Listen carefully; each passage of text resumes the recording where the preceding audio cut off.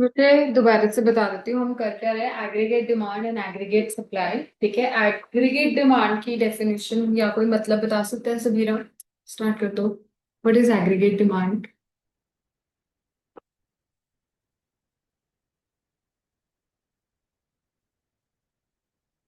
Demand for all the goods and services in the economy over a period of 1 year. देखो, जब हम +1 में demand का मतलब पढ़ते थे, हम कहते थे एक प्रोडक्ट एक्स है, एक प्रोडक्ट एक्स है, उसकी डिमांड लोग जो मार्केट में कर रहे हैं, जैसे हम मार्केट डिमांड भी कहते थे, हम कहते हैं कंज्यूमर A B C जो है वो प्रोडक्ट एक्स को कितना डिमांड कर रहे हैं। ठीक है, that is market demand. But यहाँ पे एग्रीगेट डिमांड का मतलब है, अब आप इकोनॉमी ऑफ इंडिया, ठीक है, इंडिया में कितने गुड्स और कितनी सर्विसेज, कितने गुड्स और कितनी सर्विसेज लोग जो है खरीदना चाहते हैं, डिमांड कर रहे हैं, that is aggregative, that is aggregative. So aggregate demand again क्या है? It refers to all the goods and services, all the goods and services that the people, that the consumers, that the buyers have planned to buy।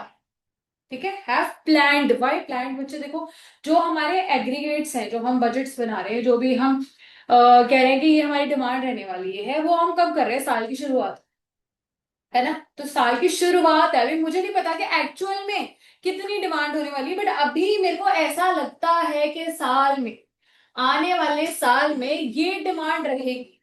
तो इसका मतलब वो क्या है? Planned demand है। क्या है बच्चे? प्लान्ड डिमांड है। प्लान्ड को हमने एक वर्ड यूज किया था, एक्स एंटे। क्या बोला था? X एंटे, ANTE। ठीक है, दैट मीन्स प्लान्ड। ठीक है बच्चा, सो अगेन कोई बात नहीं, आगे दोबारा से जब मैं इन्वेस्टमेंट्स कराऊंगी तब आएगा। ANTE। ठीक है बच्चा, ante, ante means planned, planned demand. ठीक है, so planned demand of all the goods and services in an economy. Economy हमारे लिए क्या है? Bharat, India. Over a period of 1 year, क्योंकि हम जो भी कैलकुलेशंस करते हैं वो कितने टाइम की करते हैं? एक साल की। ठीक है, पहली चीज। दूसरी बच्चा, एग्रीगेट सप्लाई क्या हो जाएगी? क्या होगी? सप्लाई क्या होती है? जो प्रोड्यूसर्स प्लान कर रहे हैं सप्लाई करने के लिए। ठीक बात है, इसकी डेफिनेशन कैसे हो जाती है? It refers to the supply या द प्लान्ड सप्लाई, या फिर सिंपल भी बोल सकते हैं, it refers to the supply of all the goods and services which all the producers, not just one producer, every producer in the economy, India में जितने भी प्रोड्यूसर्स हैं, they have planned to supply over a period of 1 year again. ठीक है, या financial year कईयों में लिखा होगा, या over a period of time लिखा होगा, एक ही बात है। क्योंकि जितने भी हमारे एग्रीगेट्स होते हैं वो कौन कितने टाइम पीरियड के होते हैं? 1 ईयर। ठीक है, सो बच्चा अब यहाँ पे जो हम कंसेप्ट पढ़ रहे थे, हमने कहा था कि अगर आप एग्रीगेट सप्लाई को ओपन करो, आप क्या करो? एग्रीगेट सप्लाई को ओपन करो। ठीक है, सो हमने कहा था that there is this thing, that is consumption और प्लस सेविंग्स। देखो क्या है, हमारी इकोनॉमी कितनी है? 2 सेक्टर की पड़ते हैं, है ना? अदरवाइज हमने कहा था how many sectors are there in the economy? 4। How many sectors बेटा? 4 सेक्टर्स। 4 में सेक्टर 1 कौन सा है? House hold. Number 2 is producer sector. Number 3 is government sector. Number 4 is rest of the world. Again, what is number 1? Household, producer, government and rest of the world. हमारी simplicity के लिए CBSE ने कहा only 2 sectors. Only 2 sectors are in your syllabus. Number 1 is household. Number 2 is producer sector. ठीक है, और बच्चे हमारे पास एग्रीगेट डिमांड या एग्रीगेट सप्लाई की क्या चेन रहती है वो मैं एक बार समझा देती हूँ आगे समझने के लिए, फिर मैं स्टार्ट करूंगी आज का लेक्चर। ठीक है, सो बच्चा एग्रीगेट डिमांड, एग्रीगेट डिमांड जो है वो क्या है? जितने भी गुड्स एंड सर्विसेज लोग मार्केट में डिमांड कर रहे हैं, अब आप बायर हो, से सपोज आप बायर्स हो, आप सारे खरीद रहे हो, दैट इज एग्रीगेट डिमांड, है ना? जो हम प्लान कर रहे हैं। तो बच्चे आपको नहीं लगता कि उतनी सप्लाई भी होनी चाहिए इकोनॉमी में? हाँ या नहीं? उतनी भी सप्लाई भी होनी चाहिए ना इकोनॉमी में।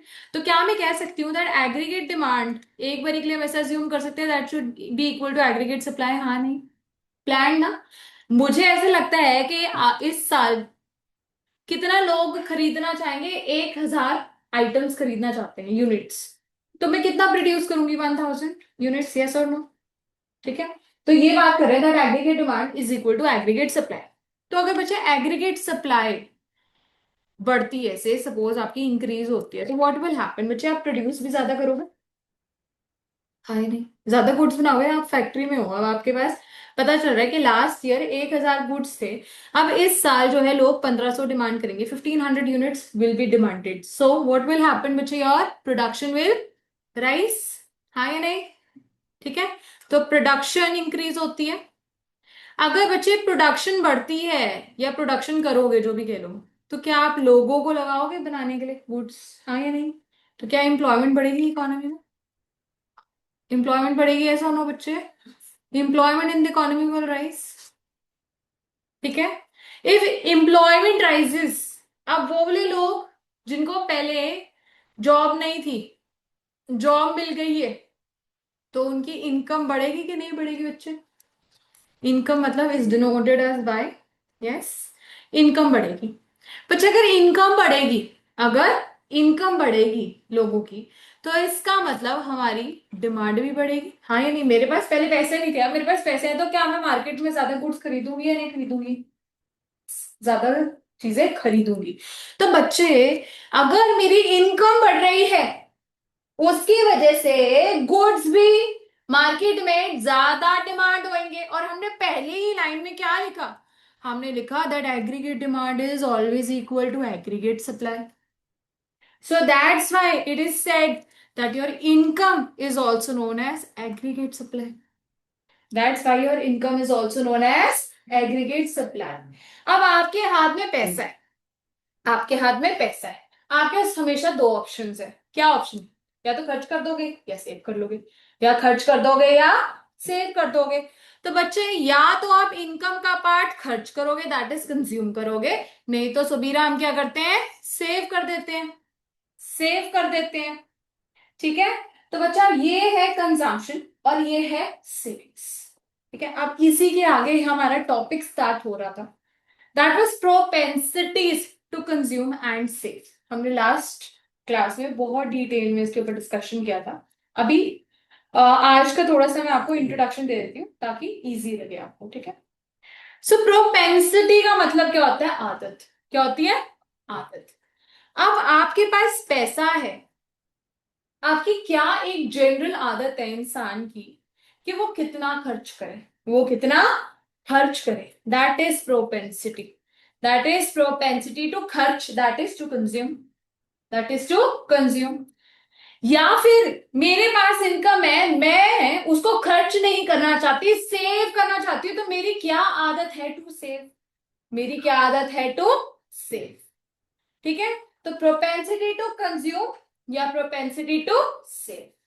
ठीक है। प्रोपेंसिटी टू कंज्यूम और प्रोपेंसिटी टू सेव, ये पढ़ रहे हैं। ठीक है। So there were two types of propensities, can anyone tell? Very good, average propensity and marginal propensity. Very good. So what was average propensity to consume बेटा? बोलो। हाँ बेटा, यस।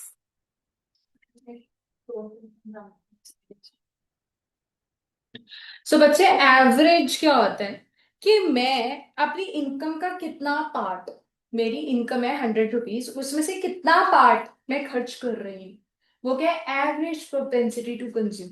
100 रुपीज है मेरी पॉकेट में, 100 में से 50 मैं खर्च कर रही हूँ, तो that will be known as what? Your APC, that is average propensity to consume. So average propensity to consume is defined as a ratio of consumption to income. That means what part of income are you actually consuming? ठीक है। तो उसका formula भी ऐसे बन जाता है, APC is equal to C divided by. अभी हमने बात करी कि इनकम के दो पार्ट्स हैं, उर्दू समझ आ रहा है? दो पार्ट्स हैं, या तो कंज्यूम कर लो या सेव कर लो। अब मैं पूछू APS, that is average propensity to save, क्या है? एवरेज प्रोपेंसिटी टू सेव क्या है? तो वो क्या होगा? इनकम का कितना भाग मैं सेव कर रही हूँ। इनकम का कितना भाग मैं सेव कर रही हूँ। तो इसे हम डेफिनेशन इसकी निकाल देते हैं, क्या रहेगी? It refers to the ratio of savings over income. ठीक है, what part of income am I saving? So APS क्या हो जाता है? S divided by Y. ठीक है, यहां तक एवरेजेस दोनों समझ आई, सी और वाई। अब मार्जिनल, मार्जिनल प्लस वन में हमने समझा था, मार्जिनल का मतलब होता है additional, what extra, what extra. ठीक है, तो अगर मैं पहले 100 रुपए कमा रही थी बच्चे, आज मैं 120 रुपीज अर्न कर रही हूँ। पहले मैं 100 रुपीज अर्न कर रही थी, आज मैं 120 रुपीज अर्न कर रही हूँ। तो जो 20 रुपीज एक्स्ट्रा में अर्न कर रही हूँ, 20 रुपीज जो मैं एक्स्ट्रा अर्न कर रही हूँ, उस एक्स्ट्रा इनकम की वजह से, उस एक्स्ट्रा इनकम की वजह से मैं एक्स्ट्रा क्या कंज्यूम कर रही हूँ। ठीक है, देखो क्या होता है, अगर आप पैसा ज्यादा कमाओगे तो खर्चे भी सबके बढ़ते हैं। जब आप बहुत ज्यादा इनकम कमाते हो तो फिर खर्चे के साथ साथ सेविंग्स भी बढ़ती है। ठीक बात है कि नहीं है? पर वो किसके ऊपर डिपेंड करता है? हर इंसान की अपनी अपनी आदत के ऊपर। हाँ ये नहीं? हाँ। सो मार्शल प्रोपेंसिटी टू कंज्यूम क्या है? इनकम के बढ़ने की वजह से। क्या? इनकम के बढ़ने की वजह से कंजम्पशन में कितना इंक्रीज आया। ठीक है, because of change in income, how much my consumption expenditure has also changed. So इसका फॉर्मूला या डेफिनेशन पहले हम क्या करते हैं, हम बोलते हैं it refers to the ratio of change in consumption due to change in income. Income के बदलने की वजह से कंजम्पशन में कितना चेंज आया। तो फॉर्मूला भी हो जाएगा NPC is equal to delta C by delta Y. अब एपीएस, सॉरी एमपीएस की बात करूं, मार्शल प्रोपेंसिटी टू सेव। हमने कहा, मैंने अभी पढ़ाया नहीं था बट मैंने सिर्फ एक रेफरेंस दिया था, कि जो जे एम कीन्स है, नाम सुना है सबने, है ना? कीन्स, कीन्स का नाम मैंने बताया नहीं है, बताया मुझे, कोई बात नहीं, जिसको नहीं भी ध्यान है। सो ये जो है, इन्होंने हमारी ये जो एग्रीगेट डिमांड एग्रीगेट सप्लाई हम पूरा पढ़ रहे हैं, नेशनल इनकम की जितनी हमने बातें करी है, एम्प्लॉयमेंट के ऊपर हम पढ़ेंगे, इंटरेस्ट मनी जो है, ये सारी की सारी बातें किसने करी है? जेएम कीन्स ने करी। किसने करी है? JM Keynes. पूरा नाम इनका है जॉन जे एम मार्टोड है, आई जस्ट डोंट रिमेम्बर क्या नाम है उनका, कीन्स। ठीक है, इनको हमने केन्सियन थ्योरी दी हुई है इन्होंने, या फिर अभी यहाँ पे जो रेफरेंस है that is psychological law of consumption. ठीक है, तो जो कीन्स है, ठीक है, ये इकोनॉमिस्ट है, जैसे एडम स्मिथ है, मार्शल है, एलन एंड हिक्स है, ऐसे नाम सुने हमने, पीगो, सुना है कुछ कुछ नाम, एडम स्मिथ तो सुना ही होगा सबने, फादर ऑफ इकोनॉमिक्स है ना? रिचर्ड, कुछ कुछ नाम सुने होंगे, ठीक है, मार्शल भी सुना होगा, है ना? प्लस वन में था ना बच्चे, मार्शल का नाम, Marshallian approach of cardinal utility, cardinal utility पढ़ा था बच्चे, वो मार्शल ने दी थी। ठीक है, तो ये इकोनॉमिस्ट हैं, इकोनॉमिस्ट कौन थे? हमारे इंडिया में इकोनॉमिस्ट कौन थे सबसे बड़े? नहीं बच्चे, आर्यभट्ट तो मैथ्स के कुछ है ना। महान लॉबिस है एक तो, फादर ऑफ इकोनॉमिक्स, लेकिन मैं बोल रही हूँ सबसे अभी प्रेजेंट जो आई थिंक सबको नाम पता होना चाहिए, रिसेंटली डेथ हुई उनकी, सरदार जी हैं, मनमोहन सिंह, सुना है? वो इकोनॉमिस्ट थे सबसे बड़े हमारे इंडिया के आज तक के, सुन लो प्लीज। तो बच्चे उन्होंने ये जो कह लो इन्फ्लेशन होती है, ये जो फॉरेक्स जिसके बारे में हम बात करते हैं, ट्रेड के बारे में बात करते हैं, इम्प्लॉय, ये सारी बातें जो है इनकी थ्योरी से, जीएसटी है, ये सारी चीजें किसने बताई है? इकोनॉमिस्ट बताते हैं। इकोनॉमिस्ट के बिना हमारी कंट्री नहीं चल सकती, पॉलिटिशियंस के बिना फिर भी चल सकते हैं, इकोनॉमिस्ट के बिना the world can not move. ठीक है, तो बच्चे उनमें से एक बहुत बेहतरीन इकोनॉमिस्ट है जिनका नाम है जे एम कीन्स। ठीक है, इन्होंने एक थ्योरी दी थी यहाँ पे, इन्होंने कहा था जैसे जैसे हम लोग ज्यादा कमाते रहते हैं ना, जैसे जैसे हम कमाते रहते हैं और ज्यादा अमीर होते रहते हैं, तो हम सारा का सारा पैसा खर्च नहीं करते, हम क्या करते हैं? कुछ ना कुछ सेव करते हैं। ठीक है, जैसे जैसे हमारी इनकम बढ़ती है, हमारा खर्चा जरूर बढ़ता है, सबके घर में बढ़ता है, पर हम क्या करते हैं? उसमें से सारा का सारा, 100 में से 100 रुपए नहीं खर्च करते, 100 में से पहले 5 रुपए बचाते थे, तो अब 200 में से मैं 20 रुपए बचाऊंगी, 300 में से फिर मैं हो सकता है 35 या 40 रुपीज बचाऊंगी, but I will save also more. ठीक है, जैसे मेरी इनकम बढ़ेगी वैसे वैसे मेरी सेविंग्स भी बढ़ती है। तो अब हमारा है MPS, marginal propensity to save. तो कह रहे हैं मार्जिनल प्रोपेंसिटी टू सेव क्या है, कि हमारी आदत क्या है, इनकम के बढ़ने की वजह से सेविंग्स में कितना चेंज आया, इनकम के बढ़ने की वजह से सेविंग्स में कितना इंक्रीज आया। ठीक है, सो डेफिनेशन क्या बन जाएगी, it refers to the ratio of change in savings due to change in income.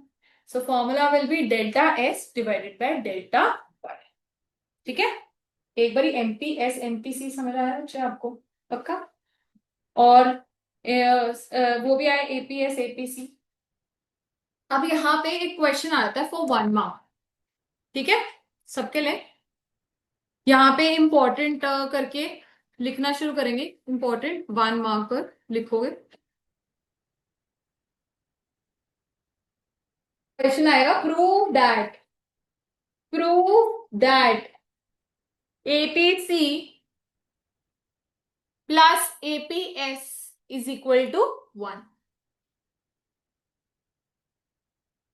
ठीक है, प्रूव दैट, ये लिखा हुआ है, prove that APC plus APS is equal to 1। ठीक है, ये क्वेश्चन आएगा 1 मार्क का।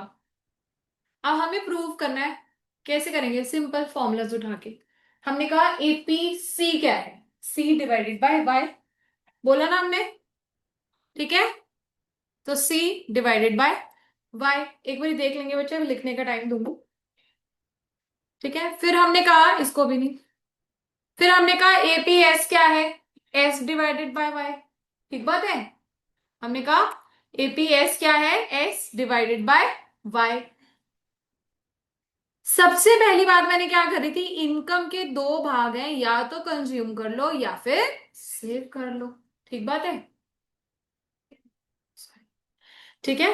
सो APC is equal to C divided by Y and APS is equal to S divided by Y. इसको अगर मैं डेफिनेशंस में कन्वर्ट करने की कोशिश करूं, तो मैं कहूंगी कि कौन सा पार्ट, कितना पार्ट इनकम का मैं खर्च कर रही हूँ या कंज्यूम, कितना पार्ट इनकम का मैं सेव कर रही हूँ, कितना पार्ट इनकम का मैं कंज्यूम कर रही हूँ, और कितना पार्ट मैं इनकम का सेव कर रही हूँ।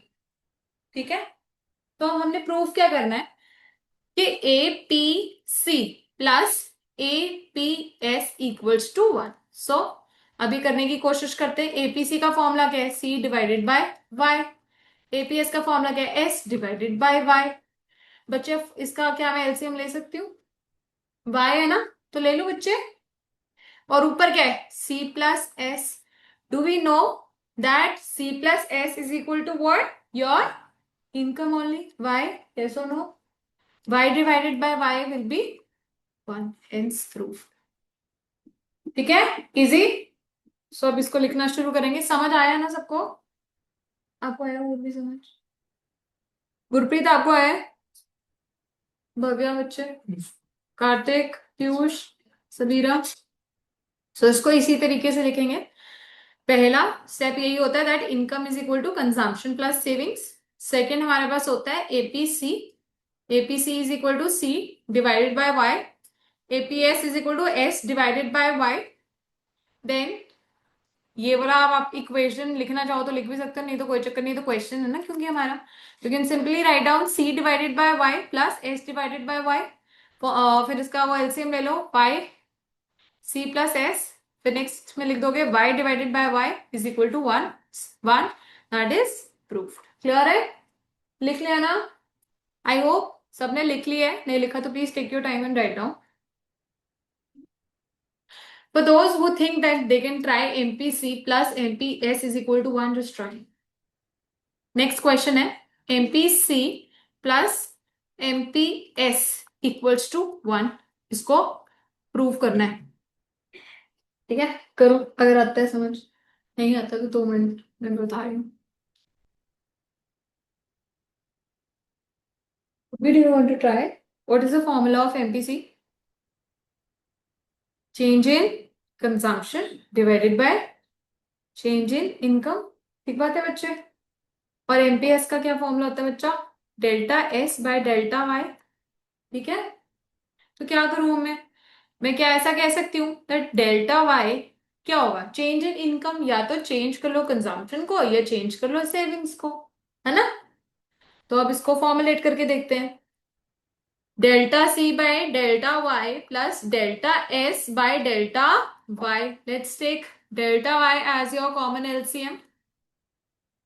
Delta C plus delta S again is equal to delta Y. So delta Y divided by delta Y again is 1. Very good. So इसको, ये रहा इसका answer. Prove that MPC plus MPS equals to 1. MPC is equal to delta C by delta Y. कितना part income का, change in income का मैंने consumption में लगाया, ठीक है। What part of change in income leads to change in consumption expenditure? What part of extra income am I saving? That is MPS. Yes. And delta Y we know is equal to delta C plus delta S. Yes or no? अगर Y is equal to C plus S, तो change in income भी तो या तो consumption में लगाऊंगी या savings में लगाऊंगी, तो change ही है ना वो भी, तो डेल्टा डेल्टा से ही क्या है, लग जाएगा। हाँ या नहीं? Then delta Y by delta C by delta Y plus delta S by delta Y by delta Y is equal to 1, hence proved. ठीक है। This again can be asked for 1 mark. Clear यहाँ तक?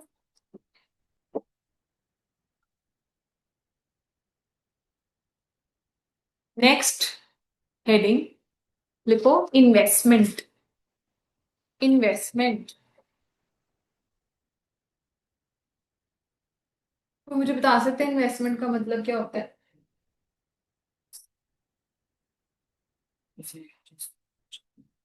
खर्च करना तो बच्चे saving हो जाएगा, ओ कंजम्पशन हो जाएगा, सॉरी।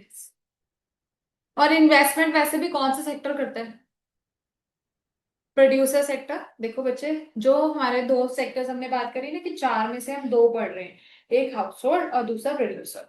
हाउस होल्ड सेक्टर क्या करता है? कंजम्पशन, ठीक है, कंजम्पशन एक्सपेंडिचर। फिर प्रोड्यूसर सेक्टर वो क्या करता है? तो उसको क्या करते हैं? इन्वेस्टमेंट। आप बिजनेस हो, है ना, तो बिजनेस वाले क्या करते हैं? इन्वेस्टमेंट, ठीक है। तो अब हम यहाँ पे सेकंड सेक्टर के बारे में पढ़ने लगे, इन्वेस्टमेंट। कोई मुझे अच्छा मतलब बता सकता है इन्वेस्टमेंट का? मतलब ऐसा नहीं कि बिजनेस में पैसा लगाना, ठीक है, that is capital, that is not investment, but what is investment?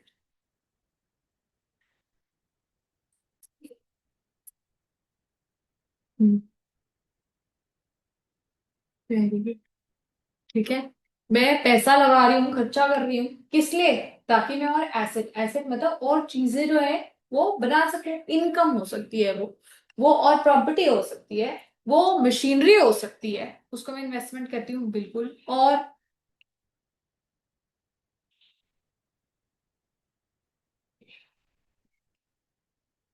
Capital formation का मतलब पता है किसी को? कैपिटल फॉर्मेशन, नहीं। कैपिटल फॉर्मेशन का मतलब होता है addition to the existing stock of capital. है, मैंने बिजनेस शुरू किया, तो जो बिजनेस में पैसा लगाया उसको हम क्या कहते हैं? कैपिटल। उसको हम क्या कहते हैं? कैपिटल। जो बिजनेस शुरू करने के लिए मैंने पैसा लगाया उसको हम कहते हैं कैपिटल। अब कैपिटल को और बढ़ाने के लिए, ठीक है, कैपिटल को और बढ़ाने के लिए जो पैसा, या तो प्रॉफिट्स ही मैंने दोबारा से बिजनेस में लगा दिया, मैं अपने घर में नहीं लेके गई, मैं बिजनेसमैन हूं, ठीक है, मैंने पैसा लगाया, दैट इज योर कैपिटल, ठीक है। लेकिन अब उस पैसे में से जो मैंने कैपिटल लगाई थी उसे यार, या तो मैं प्रॉफिट्स अर्न कर सकती हूँ या मेरे को उसके ऊपर इंटरेस्ट भी मिलता है, इम्प्यूटेड इम्प्लिसिट इंटरेस्ट, हाँ या नहीं? ठीक है, तो बच्चा वो पैसा ना मैं लेके जाके दोबारा से बिजनेस में, ठीक है, तो एक तरह की क्या है कि वो वाला पैसा जो मैं लेके जा सकती थी उसको मैंने दोबारा से बिजनेस में लगा दिया और पैसा कमाने के लिए, और पैसा लगाने कमाने के लिए। या फिर मैं क्या करती हूँ, बैग और उठा के ले आती हूँ पैसों का और बिजनेस में लगा देती हूँ, उसको भी हम क्या कहते हैं? एक्स्ट्रा पैसा लगाना, इन्वेस्टमेंट, या फिर दूसरी भाषा में कैपिटल फॉर्मेशन, या फिर कैपिटल फॉर्मेशन। सो बच्चे यही दो डेफिनेशन, मतलब इसमें एक और डेफिनेशन भी होती है, मैं बता देती हूँ। It is the addition to the stock of capital, या फिर मैं बोल सकती हूँ जैसे मैं अभी बोल रही थी, it refers to the addition to the existing stock of capital. यहाँ पे फिजिकल कैपिटल लिखा है तब भी कोई चक्कर नहीं, फिजिकल कैपिटल मीन्स कि मतलब मैंने और बिजनेस में पैसा लगाया, ठीक है। तो पहली चीज तो ये। दूसरा, जैसे सबीरा ने बताया that it is expenditure on creation of capital assets. Now what are capital assets? They are the fixed assets. मैंने बिल्डिंग खरीद ली, मैंने मशीनरी खरीद ली, ठीक है, तो वो भी क्या है, बिजनेस के लिए खरीदी ना, ताकि मैं और पैसे कमा सकूं, for the generation of extra income, that is your investment.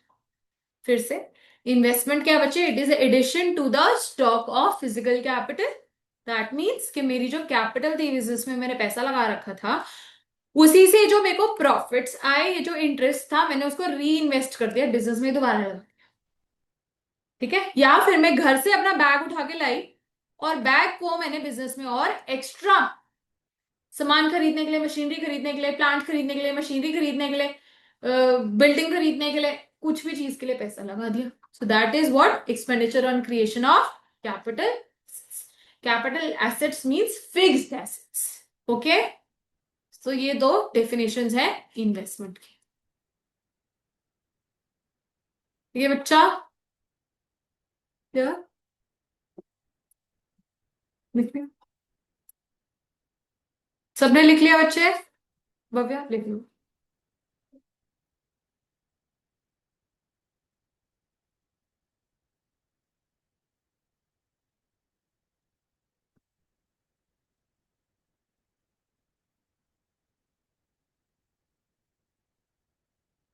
Now investment, हमने थोड़ा सा इसके बारे में डिस्कशन किया था that it can either be autonomous और इंड्यूस्ड। ऑटोनमस का मतलब क्या है?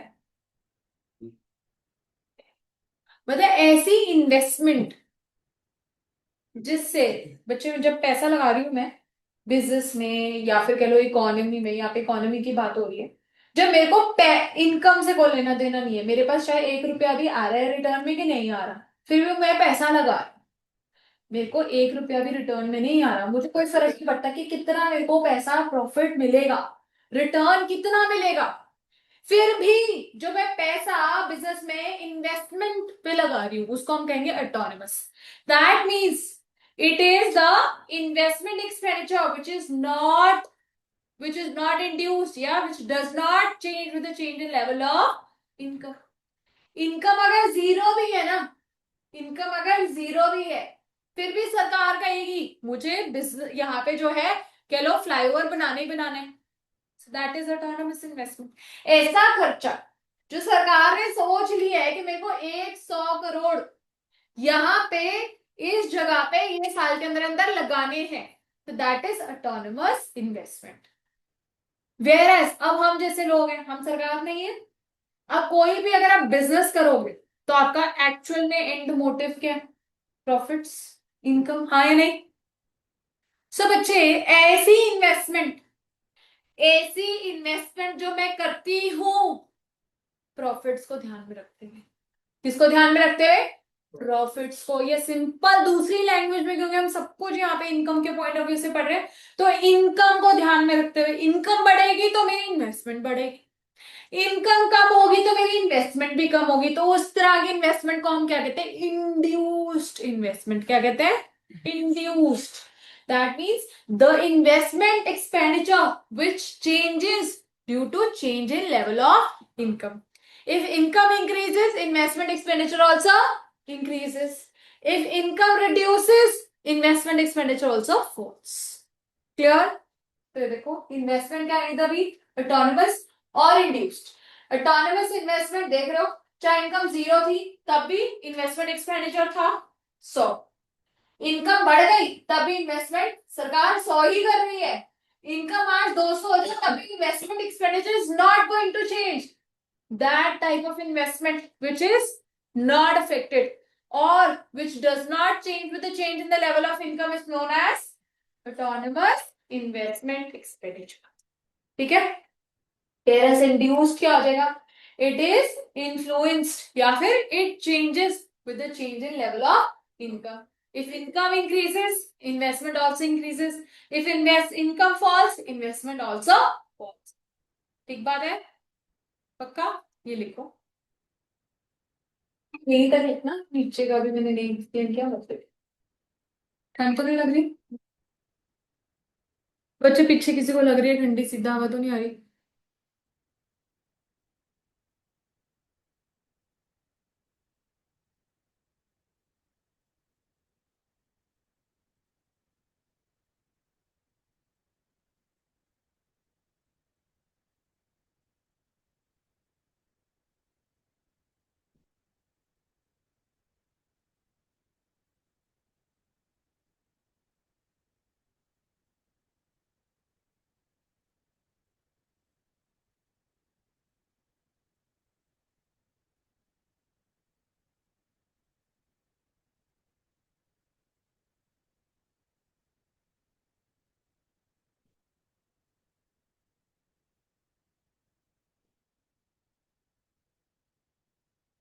You can just write down this also here in induced investment, that if income increases, investment also increases. If income falls, investment also falls. Okay.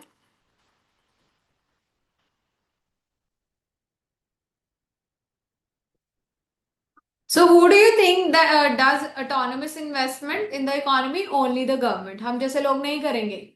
हमें तो पैसा मिलेगा तब तभी पैसा लगा सकते हैं, और अगर हमें प्रॉफिट नहीं मिल रहे होंगे तो हम नहीं लगाएंगे. सो बच्चे, first of all sorry, autonomous investment expenditure is done by the government sector only. ठीक है, तो ये लिख लिया. It is done by, generally done by government sector. It is generally done by government sector. और ये कौन करेगा? Autonomous, yes. It is generally done by private sector. ऐसा नहीं है कि सरकार कुछ प्रॉफिटेबल नहीं कर सकती, डेफिनेटली कर सकती है यार. ठीक है ना. गवर्नमेंट के भी तो प्रॉफिट्स कमाती है कि नहीं, थ्रू पब्लिक सेक्टर अंडरटेकिंग्स. ठीक है. लेकिन अगर क्वेश्चन आ गया कि कौन करता है ऑटोनोमस इन्वेस्टमेंट एक्सपेंडिचर, तो वो सरकार करती है, गवर्नमेंट. और कौन करता है इंड्यूस इन्वेस्टमेंट एक्सपेंडिचर, तो प्राइवेट लोग. Okay, very good. फिर next, it is not influenced by profit motive, yes और नो. यही बात है ना. अगर प्रॉफिट बढ़े चाहे घटे, ये वाली इन्वेस्टमेंट का कोई भी फर्क नहीं पड़ता ऑन प्रॉफिट या फिर इनकम. ठीक है.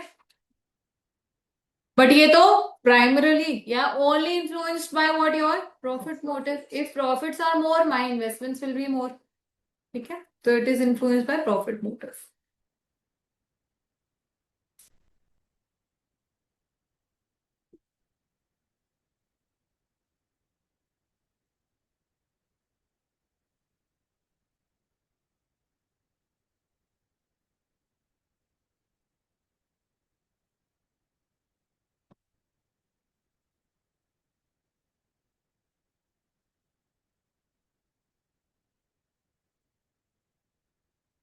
बच्चे, next, what is not affected by level of change in income? Your autonomous investment expenditure. So it is not affected by changes in the level of income. Therefore, it remains constant. I will just explain you the form, this thing, the diagram also. But what changes with the change in level of income? Your induced investment. If income increases, induced investment also rises. If income falls, induced investment also falls. So there is a positive or a direct relationship. यहाँ तक लिखो और diagram बना लो, समझा देती हूँ फिर.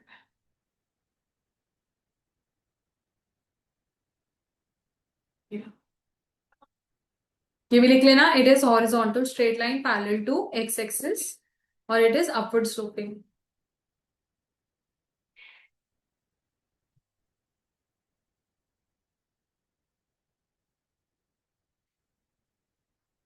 Bracket में पॉजिटिव स्लोप लिख देना.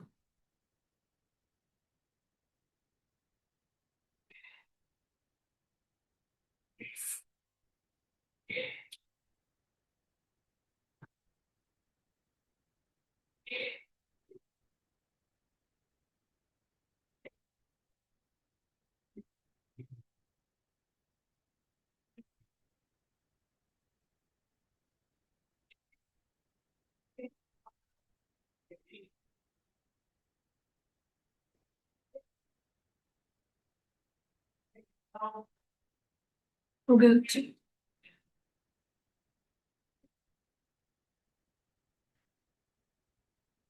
यहाँ पे बच्चे वाई एक्सिस पे इन्वेस्टमेंट है. इधर ये जो लिखा है इन्वेस्टमेंट इन रुपीज लिखा है, और ये इनकम लिखा है, और वो भी इन रुपीज है. ठीक है, एक्स एक्सिस पे.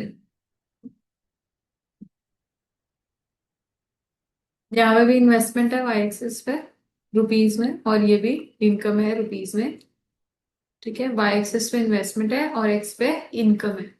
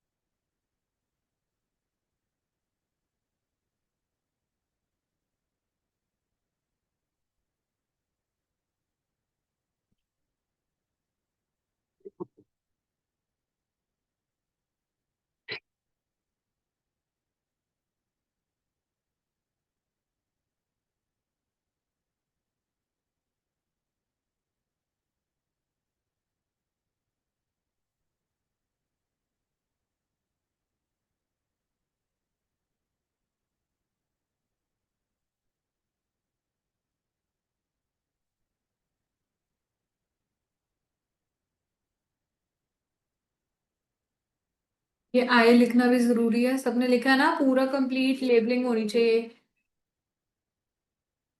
यहाँ पे चाहे आई अगर लिखा है तो ठीक है, नहीं तो यहाँ पे भी लिख सकते हो आई। ठीक है, चलो मैं समझा दूं। बना लिया सबने?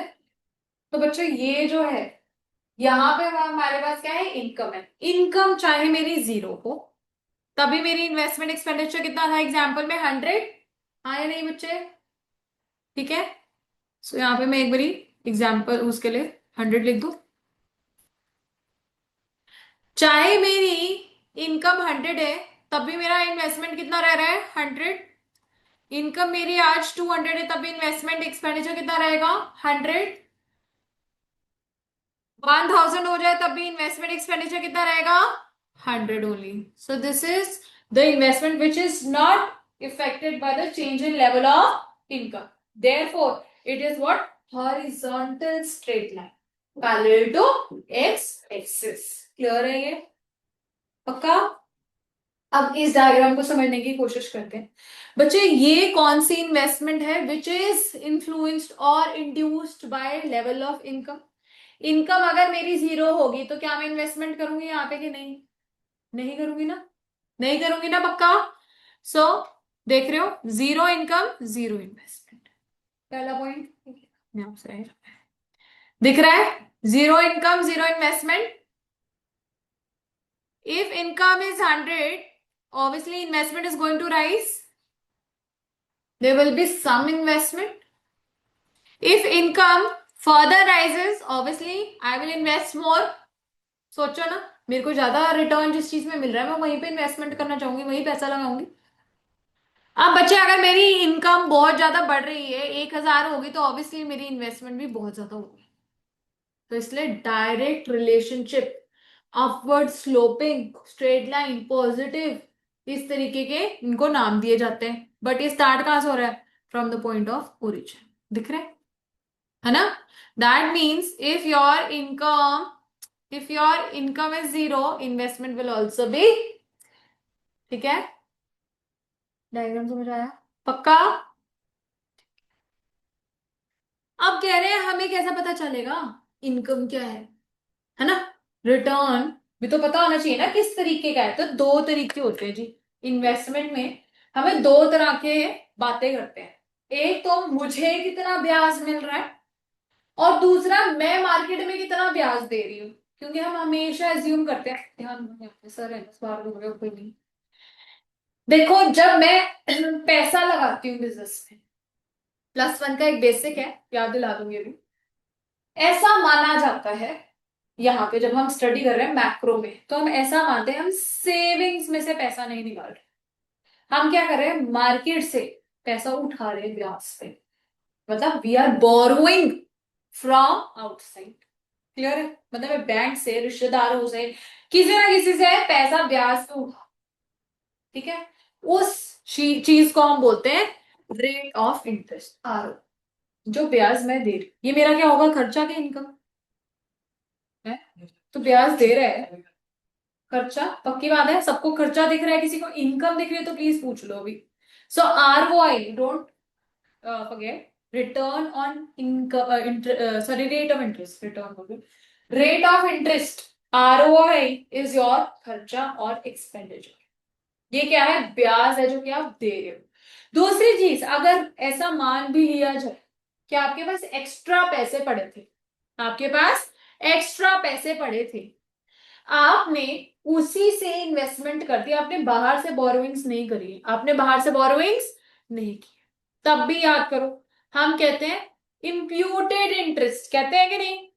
हाँ या नहीं? हम ऐसा कहते हैं कि अगर मेरा खुद का भी पैसा लगा रही हूं ना मैं मार्केट में, जो मैंने कहीं से बोरो यूज नहीं किया है, उसके ऊपर ऐसा माना जाता है कि मैं ब्याज जो अर्न कर सकती थी कहीं और पैसा सेव करके, बैंक में पैसा सेव करती अगर, तो मुझे ब्याज आता। हाँ या नहीं? बताओ। तो उस चीज को हम ऐसा मानते हैं कि इम्प्यूटेड इंटरेस्ट, तब भी हम कहेंगे ये हमारा खर्चा है। तो सिंप्लिसिटी के लिए मैक्रो में हम ऐसा मानते हैं कि ये जो पैसा है मैंने उधार में मार्केट से ही उठाया है। ठीक है, यहां परेशानी है कोई ROI में कि क्या है ये? एनीवन? सो ROI क्या है? It is a cost of borrowing, क्योंकि मैंने क्या किया, उधार लिए पैसे। Money for financing the investment, financing the investment मतलब इन्वेस्टमेंट के लिए पैसा बाहर से उधार लिया है, तो उसके ऊपर जो ब्याज पे कर रही हूं ना मैं, उसको रेट ऑफ इंटरेस्ट कहते हैं, ROI। ठीक है। दूसरी चीज, क्यों उठा रही हूं पैसा भाई? पैसे कमाने के लिए, हाँ ही नहीं, है ना? अब पैसे कमाने में जो मेरे पास पैसा आ रहा है, जो इंटरेस्ट आ रहा है, उसको मार्जिनल एफिशिएंसी ऑफ इन्वेस्टमेंट या फिर मार्जिनल एफिशिएंसी ऑफ कैपिटल। ठीक है। मार्जिनल एफिशिएंसी ऑफ कैपिटल या फिर marginal efficiency of investment, MEC या ME। ठीक है। अब ये क्या है? ये वो वाला पैसा है जो कि मैं अर्न कर रही हूं, कहां से? इन्वेस्टमेंट से। ठीक है ना, मैंने पैसा कहीं लगाया, उसमें से जो ब्याज मिल रहा है और जो मुझे प्रॉफिट्स मिल रहे हैं, उसको हम क्या कहेंगे? Marginal efficiency of investment. क्या हुआ? कोई नहीं है, इधर नहीं है। थोड़ा बोलो। मार्जिनल एफिशिएंसी ऑफ इन्वेस्टमेंट और मार्जिनल एफिशिएंसी ऑफ, ठीक है, ये क्या है? It is defined as expected rate of return returning something that I am getting. ठीक है। Additional unit of investment. क्यों मार्जिनल है? मार्जिनल का हमेशा क्या होता है? एडिशनल, एक्स्ट्रा पैसे लगा के जो एक्स्ट्रा इनकम रिटर्न में अर्न कर रही हूं, उसको क्या कहूंगी? MEC और ME।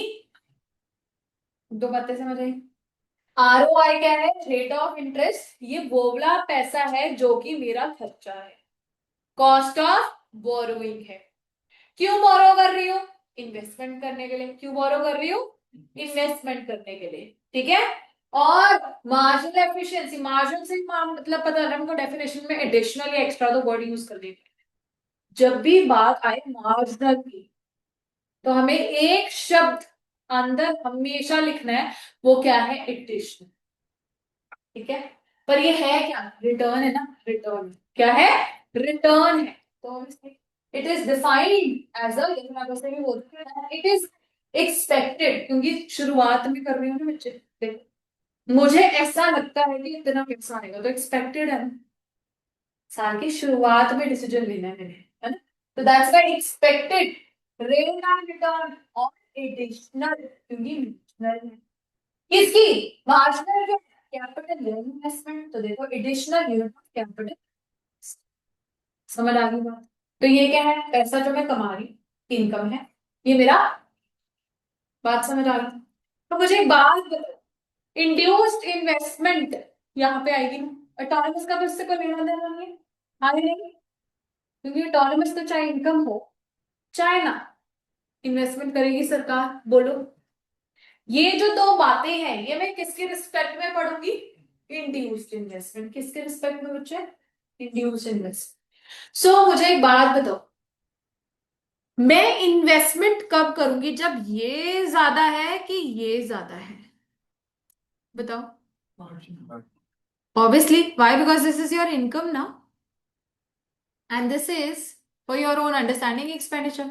सो अगर इनकम ज्यादा होती है तभी तो मैं इन्वेस्टमेंट करती हूँ, नहीं तो मैं नहीं करूंगी। तो एग्जाम्पल के थ्रू समझने की कोशिश करते हैं।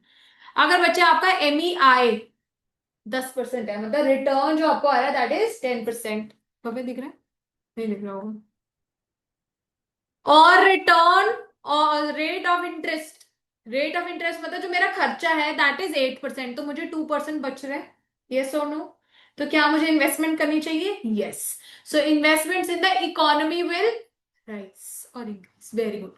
सो investments in the economy will rise, but if your MEC या MEI is 10 and your cost of borrowing is also 10, मैं बैंक से 10% पे ही उधार उठा पा रही हूँ और मुझे अर्न भी 10% ही हो रहा है, तो क्या मुझे कोई फायदा है? रिटर्न मेरे को कोई एक्स्ट्रा मैं अर्न कर पा रही हूँ? नहीं। तो आपको क्या लगता है, इन्वेस्टमेंट्स चेंज होंगी इकोनॉमी में कि सेम रहेंगी, कांस्टेंट? कांस्टेंट ना, आए नहीं बच्चे। तो आप पैसा नहीं लगाओगे ना ही निकालोगे, जो लगा हुआ है लगे रहने दो, कोई दिक्कत नहीं है। ठीक है।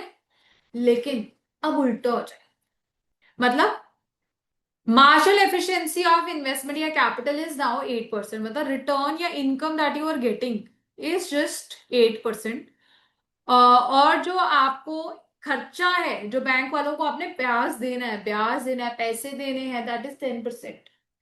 तो आपको नहीं लगता कि अब आप इन्वेस्टमेंट्स नहीं करोगे इकोनॉमी में, बल्कि खींच लोगे अपने इन्वेस्टमेंट्स वापस, क्योंकि ब्याज ज्यादा देना पड़ रहा है ना बच्चे। तो क्या होगा, what will happen, investments in the economy will fall. ठीक है, पक्का। सो देखो, if this the first case is a scenario, MEI is greater than ROI, investments will rise in the economy. If they are both equal, there will be no change in investments. ना निकालोगे ना ही extra investment करोगे। लेकिन जब खर्चा ज्यादा है और इनकम कम है, then what will happen? Investments will fall. Right? So just write it down. Start determinants of investment. Bracket में you can write induced investments. है ना? क्योंकि इंड्यूस्ड ही तो चेंज होती है ना, तो डिटर्मिनेंट किसके पढ़ोगे, इंड्यूस्ड के पढ़ोगे। ऑटोनमस के नहीं पढ़ते, ऑटोनमस तो सरकार नहीं कर रहा है, उसको कोई फर्क नहीं पड़ता, पर हमें पड़ता है।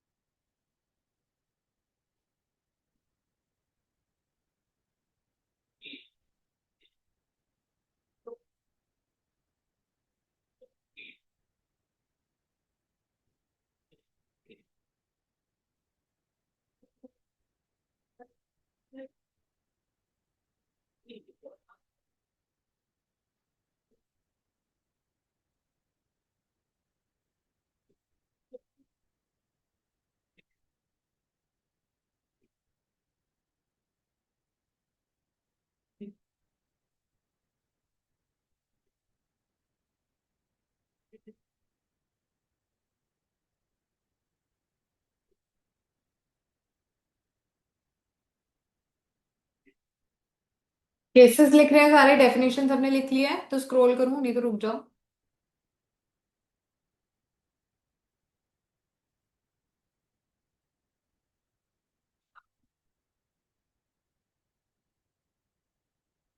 ठीक। हाँ जी, it is the cost of borrowing money for financing the investment. ठीक है, एक ही पॉइंट है।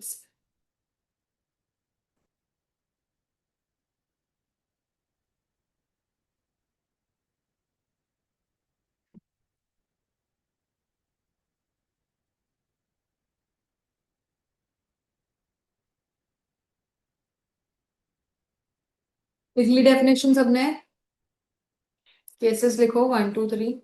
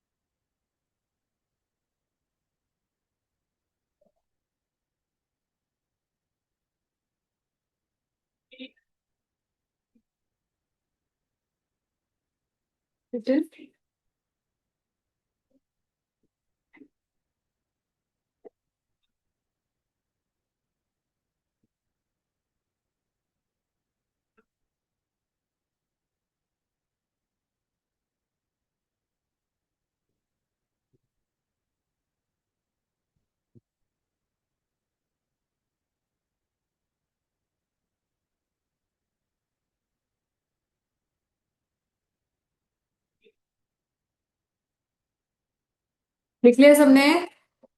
ठीक है बच्चे, ये मैं ऑलरेडी बता चुकी हूँ। एक्स एंटे सेविंग्स अगर होगा मतलब इंटेंडेड या प्लान्ड सेविंग्स, क्या वो बच्चे रह गया? ये ले लिख बेटा, लिख, कोई चक्कर नहीं है।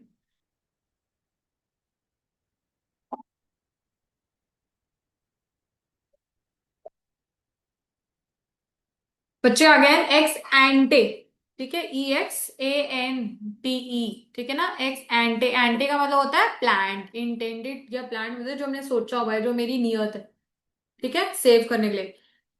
पोस्ट क्या हो जाएगी? एक्चुअल में, है ना? ठीक बात है। अब एक्स एंटे इन्वेस्टमेंट के आगे लग गया तो वो प्लान्ड इन्वेस्टमेंट हो जाएगी। पोस्ट के आगे लग गया तो एक्चुअल इन्वेस्टमेंट हो जाएगी। ठीक है। सो अब ये लास्ट कंसेप्ट है इस टॉपिक के। हेडिंग डालो इस फर्स्ट पार्ट के, पार्ट वन खत्म किया ना बच्चे मैंने, उसका लास्ट टॉपिक है ये, concept of employment and unemployment. Concept of employment and unemployment. Heading डालेंगे, उसके बाद सारा ध्यान मेरे पे। बच्चे दो तरह की एम्प्लॉयमेंट होती है हमारे पास, ठीक है, या तो फुल एम्प्लॉयमेंट या फिर अनएम्प्लॉयमेंट। ठीक है, फुल एम्प्लॉयमेंट या फिर अनएम्प्लॉयमेंट। फुल एम्प्लॉयमेंट कौन सी सिचुएशन होती है?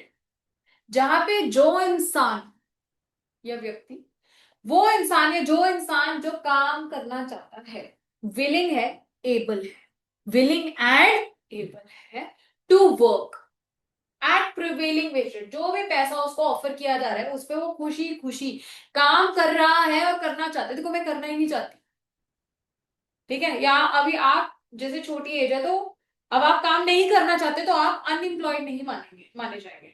वो इंसान जो एबल है, एबल मतलब जिसके काम की एज है और वो काम करना चाहता है, willing and able to work at existing prevailing, existing या प्रिवेलिंग वेज रेट, जो मार्केट में पैसा दिया जा रहा है उसमें खुशी खुशी काम कर रहा है, उसको हम क्या कहेंगे? Full employment situation. जब हर वो इंसान जो जो दुनिया में काम करना चाहता है, इकोनॉमी में, वो काम कर रहा है, काम मिल रहा है उसको और वही पैसों पे मिल रहा है जिसपे मतलब कि वो खुश है, जितने पैसे मिल रहे हैं उसमें वो खुश है, तो उसको सिचुएशन को क्या कहेंगे? Full employment. फुल एम्प्लॉयमेंट में भी बच्चे दो तरह की अनएम्प्लॉयमेंट हो सकती है। मतलब ऐसी दो सिचुएशंस जहां पे लोग जो है काम नहीं कर रहे। पहली है स्ट्रक्चरल और दूसरी है फ्रिक्शनल। क्या क्या नाम है? स्ट्रक्चरल या फिर फ्रिक्शनल।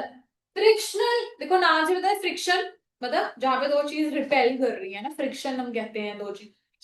फ्रिक्शन का मतलब है मैं अभी यहाँ पे काम कर रही, ठीक है, अब बच्चे अगर कहीं और शिफ्ट करना है, ठीक है, अब हो सकता है ना मेरे को एकदम से ज्वाइनिंग डेट कभी और किसी को मिली हो, राइट? अब जब एक इंसान कहीं जॉब छोड़ता है और कहीं और जॉब लेता है, ज्वाइनिंग डेट सबकी बाद में लेट हो सकती है, यस और no? So that time period और द गैप, ठीक है ना, गैप समझ रहे हैं ना दो के बीच में, that gap during which that particular person is unemployed, उस टाइम पीरियड में जब मैं एक जॉब से हटके दूसरी जगह जॉब ले रही हूँ, तो जिस टाइम पीरियड के लिए मैं जॉब लेस हूँ, उस सिचुएशन को, उस तरह की अनएम्प्लॉयमेंट को क्या कहते हैं?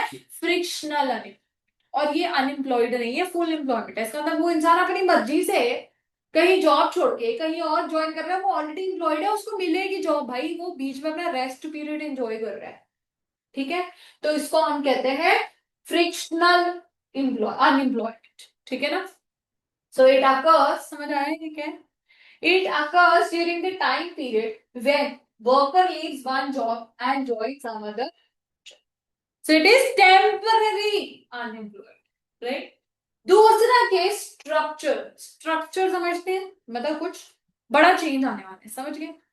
कोविड टाइम पीरियड में या उससे पहले भी समझ लो, 2000 जब से शुरू हुआ है, लैपटॉप्स तो अब आए ज्यादा, लेकिन कंप्यूटर्स डिजिटल बहुत ज्यादा आने लग गया 2000 में, हाँ यानी 20 में आपके पैदा हो, तुम जो कंप्यूटर वाले बच्चे हो ना सारे, हाँ यानी हमारे टाइम पे कंप्यूटर होता था बट इतना नहीं होता, जैसे लैब्स में हो गया या पर्सनल कंप्यूटर्स, मतलब हम थोड़े से बड़े हो गए थे तब होते थे हमारे पास, सेवेंथ एट्थ में ऐसे कोई क्लास में लगा लो, तो तब हर घर में यूजुअली नहीं भी होते थे पीसीस, ठीक है, लेकिन अब आज के टाइम में आप मुझे एक बात बताओ, किसी इंसान को जिसको जॉब करनी है, क्या वो बिना लैपटॉप या कंप्यूटर की जॉब हो सकती है? हर एक के ऑफिस में होगा। यस। सो बच्चे, अब से सपोज आप कोई ऐसा इंसान जो कि पहले कोविड टाइम पीरियड तो सबने ही देखा है, तो उससे पहले वो इंसान करता ही सिर्फ मैनुअल वर्क था, उसको लैपटॉप या कह लो इसमें भी लैपटॉप में भी बहुत बड़े बड़े हम सॉफ्टवेयर्स की बात करते थे, ओरेकल, सैप, सुना होगा अगर आपने किसी ने, पता नहीं सुना तो कोई दिक्कत नहीं है। सॉफ्टवेयर नहीं यूज करना आता था से सपोज उस इंसान को, उसको बोला कि भाई तू ये कोर्स करके आ, टैली तो बहुत बेसिक कोर्स है, समझते हैं सारे, तो टैली को कोर्स करके आ, नहीं तो तेरे को हटा देंगे। अकाउंटेंट था वो, उसको बोला कि भाई जब तक तू कंप्यूटर नहीं सीखेगा, हम जो है किसी और को, we will hire somebody else. So what he says कि sir just give me your time period of 1 month, ठीक है, what I will do is I will learn and I will retake my job. ठीक है, समझ गए? अब वो इंसान क्या कर रहे हैं, अपने आप को एक तरह से अपग्रेड कर रहे हैं, हाँ या नहीं? तो दैट टाइप ऑफ चेंज जो एक इंसान के वर्किंग कैपेसिटी में आ रहे हैं, और उस टाइम पीरियड के लिए 1 महीना, क्योंकि मैंने कोर्स करना था, क्रैश कोर्स करने गई थी, 1 महीने की मेरे को छुट्टी लेनी पड़ेगी काम से, तो उस टाइम पीरियड के लिए मैं अनएम्प्लॉयड तो हूं, बट किस तरह के अनएम्प्लॉयड हूँ? स्ट्रक्चरल अनएम्प्लॉयमेंट में। ठीक है, समझ आ गई? और इन दोनों सिचुएशन में इकोनॉमी में अनएम्प्लॉयमेंट नहीं है, क्या है? Full employment. अपनी मर्जी से घर पे बैठे हैं ना यार, यहाँ पे उसे एक जगह से दूसरी जगह जाना है, यहाँ पे उसने काम का तरीका या जरिया चेंज करना है, बस। समझ आई बात? तो स्ट्रक्चरल के डेफिनेशन रीड करते हैं। It is associated with structural changes taking place in the economy. Example, an accountant who was doing work manually leaves his job to learn how to use computers और Tally और Apple, कुछ भी कह लो, उसके लिए he leaves the job for that time period, that particular person is what? Structurally unemployed। ठीक बात है? लास्ट यहाँ पे, अब हमारे पास देखो, वॉलेंटरी अनएम्प्लॉयमेंट होनी चाहिए, हाँ आनी है, ये अनएम्प्लॉयमेंट है। वॉलेंटरीली अनएम्प्लॉयड, जैसे एग्जाम्पल आपने देखा होगा, सब किस किस की मम्मी हाउसवाइफ है? अच्छा, ठीक है, तो बच्चे जैसे अब आप लोगों की मम्मा है ना, पढ़े होंगे ऑब्वियसली, पढ़े लिखे होंगे, उन्होंने क्या किया होगा? काम छोड़ा होगा, या कहा होगा कि मैं काम इसलिए नहीं करना चाहती थी क्योंकि, या मैंने काम छोड़ा ताकि क्योंकि तुम्हारा ध्यान रखना था, घर पे देखना था, है ना? तो उनकी मर्जी से वो काम नहीं कर रहे बाहर, हाँ या नहीं? तो वो क्या है, उस तरह की अनएम्प्लॉयमेंट को हम कहते हैं वॉलंटरी अनएम्प्लॉयमेंट। मतलब ऐसा इंसान जो काम कर सकता है पर वो करना नहीं चाहता, not able, oh sorry, able but not willing. ठीक है, आई एम नॉट विलिंग, मैं पढ़ी लिखी हूँ, मेरे पास डिग्री है, डिप्लोमा है, मैंने ये चीज सीख रखी है, XYZ सीख रखी है, बट मैं काम नहीं करना चाहती। ठीक है, so that type of unemployment is known as voluntary unemployment. तो देखो, when a person is not willing, though I am able, I have a proper degree, I have a diploma, but I don't want to work, that's my option, my choice, so that is voluntary unemployment, not willing to work at existing wage rate। मुझे जितना पैसा लगा मैं काम नहीं करना please, वो क्या है? Voluntary unemployment. Clear? Third type of unemployment जो हमारे देश में है, वो है इनवॉलंटरी अनएम्प्लॉयमेंट। क्या है? इनवॉलंटरी अनएम्प्लॉयमेंट, सबसे गंदी है ये। ऐसा अनएम्प्लॉयमेंट जहां पे लोग काम करना चाहते हैं, काम कर सकते हैं, पर उनको काम नहीं मिल एट एग्जिस्टिंग वेज रेट। ठीक है, so it refers to a situation in which all those who are willing and able to work at existing wage rate do not get work। ठीक है, I am willing to work, ठीक है, able also, मेरे पास degree है, diploma है, मैं काम भी करना चाहती हूँ बट मुझे काम नहीं मिल रहा, वो क्या है? Involuntary unemployment. ठीक है, समझ आया? ये भी तो है इसमें न्यूमेरिकल्स, सो डोंट वरी। ये लिखेंगे, लिखोगे? लिखोगे तो फिर कंसेप्ट ऑफ अनएम्प्लॉयमेंट।